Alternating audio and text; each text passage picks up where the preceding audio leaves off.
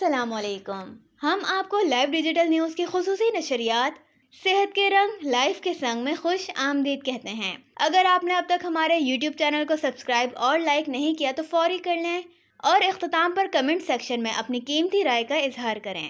پاکستان کے قلب شہر قائد کراچی میں ڈاؤ یونیورسٹی آف ہیلتھ سائنسز کا طبی جامعات میں ایک منفرد حیثیت ہے. تاہم موجودہ وائس چانسلر پروفیسر محمد سعید قریشی کی سربراہی میں مذکورہ سرکاری طبی جامعہ نے نہ صرف علاج معالجے کے حوالے سے بلکہ تدریس کے عالمی اصولوں کے ساتھ محدود وسائل کے باوجود تحقیق کے حوالے سے انفیکشن ڈیزیز کا 400 بستروں پر مشتمل ادارہ NIPA چورنگی university road Gulshan Iqbal میں ایک مستقل اچھی پیش رفت ہے. جبکہ گردوں کی تبدیلی کے حوالے سے 500 گردوں کی کامیاب تبدیلی کی تکمیل پر ایک روزہ قومی سمپوزیم کا میریٹ ہوٹل کراچی میں انعقاد اس حوالے سے بہت یادگار رہے گا.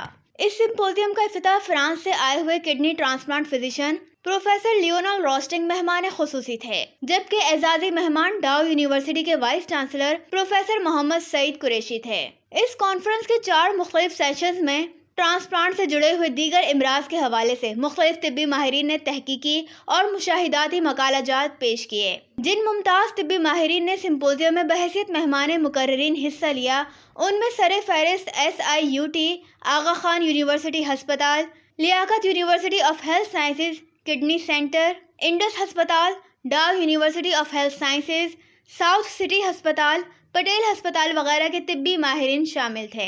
پروفیسر لیونل روسٹنگ نے اپنے خطاب میں بتایا کہ سائنسی ترقی نے گردے کی ناممکن یا مشکل سمجھی جانے والی سرجری اور پیوند کاری نہ صرف آسان ہو گئی ہے بلکہ کامیابی کے تناسب میں بہتری بھی آ گئی ہے. میری خواہش ہے کہ پاکستان میں بھی فرانس کی طرح تیزی سے کڈنی ٹرانسپلانٹ کا عمل ہو اور دونوں ممالک اس طبی عمل میں یکساں ہو جائیں. بہت سے مریض اس حوالے سے پاکستان میں موجود ہیں.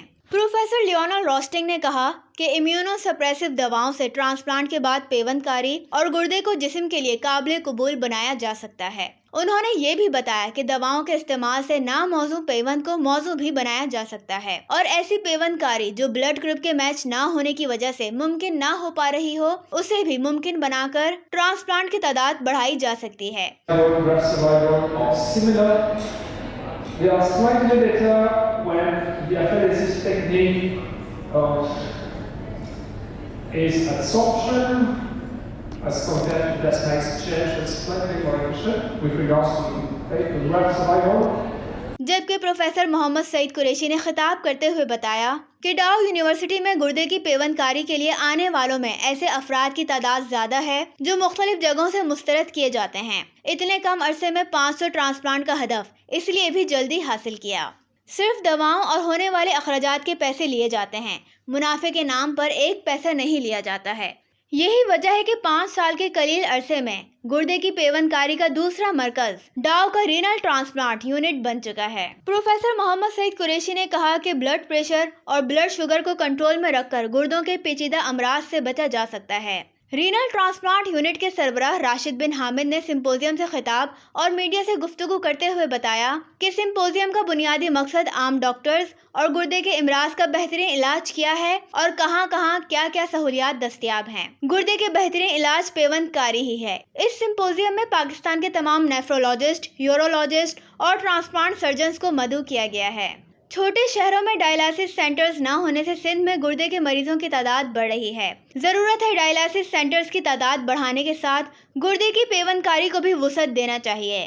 سمپوزیم سے SIUT کے دیگر مقررین میں professor Fazal Akhtar, professor Asim Ahmed, kidney centre کے doctor Amir Qazi, doctor Ruqayya, Indus ہسپتال کے ڈاکٹر سنبل، SIUT کی ڈاکٹر عائشہ حسن میمن، آغا خان ہسپتال کے professor Abdulkarim Zarghoon, doctor Sonia Yaqoob, professor Rubina Naqvi, doctor Mansoor Shah, Dow university کے professor Salman Imtiaz, professor Puran Kumar Kohistani, doctor Bilal Jamil, doctor Mansoor Shah, Liaquat university of health sciences LUMHS کے پروفیسر عبد المنان جنیجو، ساؤتھ سٹی ہسپتال کے doctor Faisal Mahmood Patel, south city ہسپتال کے ڈاکٹر فیصل محمود، پٹیل ہسپتال کے ڈاکٹر شہنیلا و دیگر طبی ماہرین نے مقالے پیش کیے. جبکہ دوسرے اجلاس کی مہمان خصوصی ڈاؤ یونیورسٹی کی پرو وائس چانسلر پروفیسر نصرت شاہ تھیں. اختتامی سیشن میں مہمان مقررین کو اعزازات دینے کے علاوہ فرانس کے پروفیسر لیونل روسٹنگ کو سندھی ٹوپی اجرک کا روایتی تحفہ بھی پیش کیا گیا ہے. مہمان خصوصی نے تقریب کے اختتام تک استعمال کرتے ہوئے ممنونیت کا اظہار کیا۔ تقریب کے اختتام پر محفل غزل اور کینڈل ڈانسر امجد رانا نے لوک گیتوں پر